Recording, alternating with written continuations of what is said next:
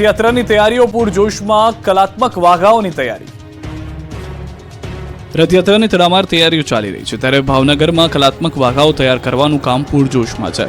હરજીવનદાસ દાણિયાધારિયા દ્વારા તૈયાર કરવામાં આવી રહ્યા છે રંગબેરંગી વાઘાઓ અને સાફાઓ.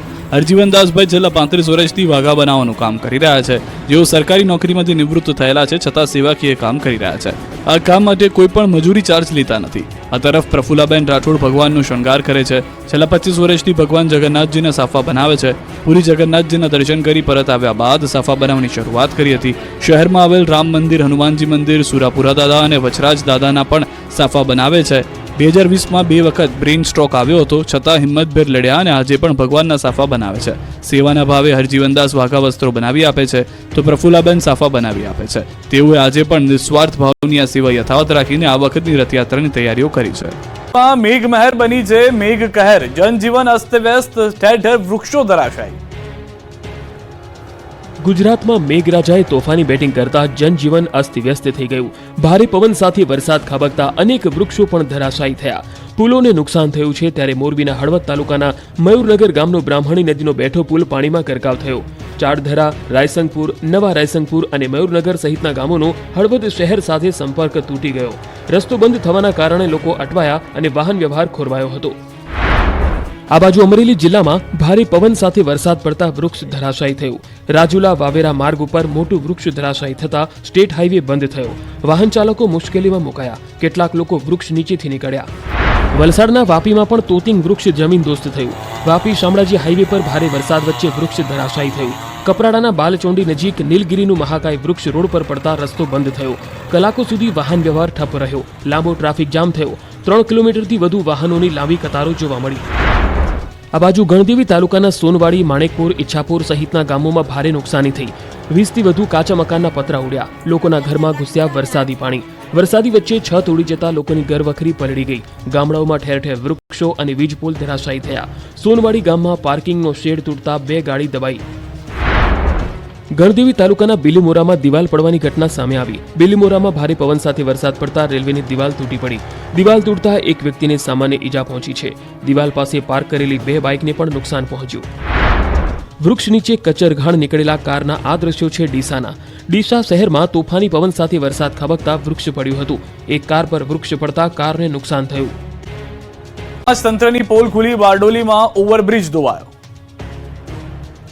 ધોધમાર વરસાદે બારડોલીની સુરત બગાડી નાખી. પલસાણા તાલુકાના દસ્તાન રેલવે ઓવરબ્રિજ પ્રથમ વરસાદમાં જ ધોવાઈ ગયો. કરોડો રૂપિયાના ખર્ચે તૈયાર કરાયેલા રેલવે ઓવરબ્રિજનો એપ્રોચ રોડ પ્રથમ વરસાદમાં જ બેસી જતા હાઈવે ઓથોરિટીની કામગીરી પર અનેક સવાલ ઉઠ્યા. એપ્રોચ રોડ બેસી જવાના કારણસર 2 દિવસમાં 2 અકસ્માતો પણ થયા હોવાની ઘટના સામે આવી. એપ્રોચ રોડની કામગીરીમાં હાઈવે ઓથોરિટી દ્વારા માત્ર ને માત્ર માટી પુરાણ કર્યો હોવાનો આ દ્રશ્ય સામે આવ્યા. તો બીજી તરફ રોડની સાઈડ ઉપર લગાવેલી એંગલો પણ પાણીમાં ધોવાઈ ગઈ. એંગલોના બીમને મજબૂત કરવા સિમેન્ટનો ઉપયોગ ન કરાયો હોય તેવું દેખાઈ રહ્યું છે, કારણ કે પાણીના પ્રવાહમાં એવું ધોવાણ થયું કે આખી રેલિંગ બેસી ગઈ.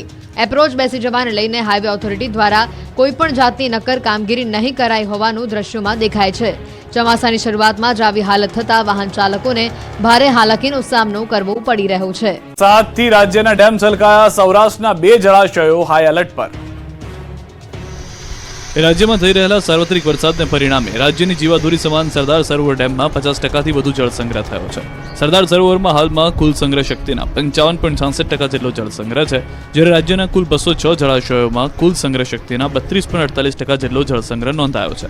સૌરાષ્ટ્ર વિસ્તારમાં વધુ વરસાદ થતાં જામનગર જિલ્લાનો વઘાડિયા ડેમ તથા સુરેન્દ્રનગર જિલ્લાનો વાંસલ ડેમ 100% એટલે કે સંપૂર્ણ છલકાયો છે. આ સિવાય રાજ્યના 5 જળાશયો 80%થી 90% છલકાયા. આ વિસ્તારોમાં પાણીનો પ્રશ્નનો હલ થઈ ગયો છે. જૂનાગઢના ઓજત 2, કચ્છના કાલાઘોગા, મોરબીના ઘોડાઘરાઈ, રાજકોટના ભાદર 2 અને સુરેન્દ્રનગરના ધોળીધજા ડેમને એલર્ટ અપાયું છે. રાજ્યના કુલ 5 જળાશયો 70થી 80% વચ્ચે ભરાતા વોર્નિંગ આપવામાં આવી છે, જેમાં જામનગર જિલ્લાના ફુલઝર 1, જૂનાગઢ બાંટવા ખારો, પોરબંદરના સરન તથા રાજકોટના અજી 2 ડેમનો સમાવેશ થાય છે. આ ઉપરાંત ઉત્તર ગુજરાતના કુલ 15 જળાશયોમાં 35.31%, મધ્ય ગુજરાતના 17માં 41.59%, દક્ષિણ ગુજરાતના 13માં 32.62%, કચ્છના 20 ડેમમાં 21.57%, જ્યારે સૌરાષ્ટ્રના 141 જળાશયોમાં 23%થી વધુ પાણીનો સંગ્રહ થયો છે. પણ તરબોળ છે. વાત્રક નદીનો ચેકડેમ ઓવરફ્લો થયો. સતત અને અવિરત વરસાદે અરવલ્લી જિલ્લાને તરબોળ કરી દીધો. અરવલ્લીના વાત્રક નદીનો ચેકડેમ ઓવરફ્લો થયો. મેઘરજના સરહદી ગામડાઓ અને ઉપરવાસમાં ધોધમાર વરસાદ ખાબક્યો.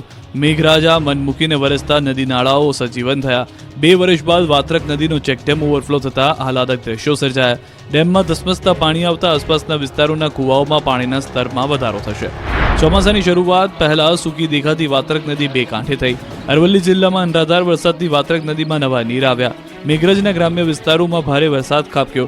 આ ઉપરાંત ઉપરવાસમાં રાજસ્થાનમાં ભારે વરસાદનું પાણી વાત્રક નદીમાં આવતા નદી 2 કાંઠે થઈ.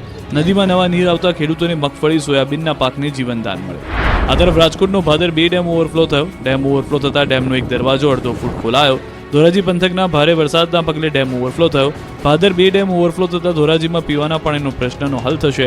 આ ઉપરાંત ધોરાજી કુતિયાણા સહિત ઘેડ વિસ્તારમાં ખેડૂતોને સિંચાઈના પાણીનો પ્રશ્ન હલ થતા ખેડૂતોમાં ખુશીનો માહોલ જોવા મળ્યો. અનરાધાર વરસાદથી અરવલ્લી પંથકના ખેતરો બેટમાં ફેરવાયા. મગફળીના ખેતરમાં પાણી. બેટમાં ફેરવાઈ ચૂકેલા ખેતરો અરવલ્લીના મોડાસાના છે. એક સાથે 3 ઇંચ વરસાદ ખાબકતા ખેતરોમાં જળબંબાકારની સ્થિતિ સર્જાઈ.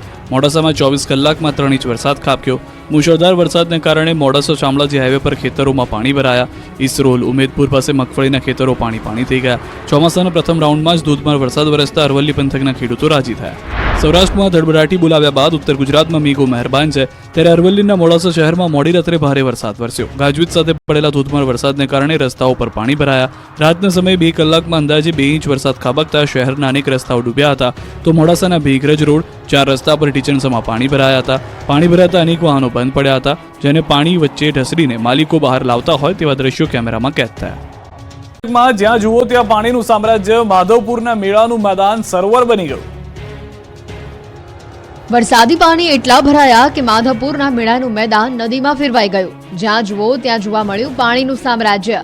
ઓજત અને મધુવંતી નદીના કારણે ખેતરો પાણીમાં ગરકાવ થયા. પોરબંદર જિલ્લામાં મેઘરાજાએ ધડબડાટી બોલાવી છે.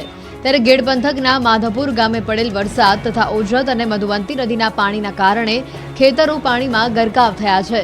તો બીજી તરફ દર વર્ષે જ્યાં માધવપુરનો ભાતીગળ મેળો ભરાય છે તે મેળાના ગ્રાઉન્ડમાં પણ નદી વહી રહી હોય તેવા દ્રશ્યો સર્જાયા હતા.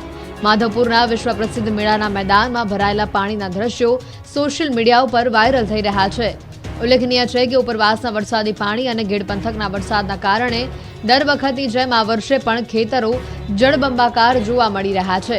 જો કે ગેડ પંથકના લોકો માટે પાણી ભરાવાની વાત એ સામાન્ય છે, કારણ કે દરિયાકાંઠાના કારણે ગેડ પંથકની જગ્યામાં ખારાશનું પ્રમાણ વધુ રહે છે.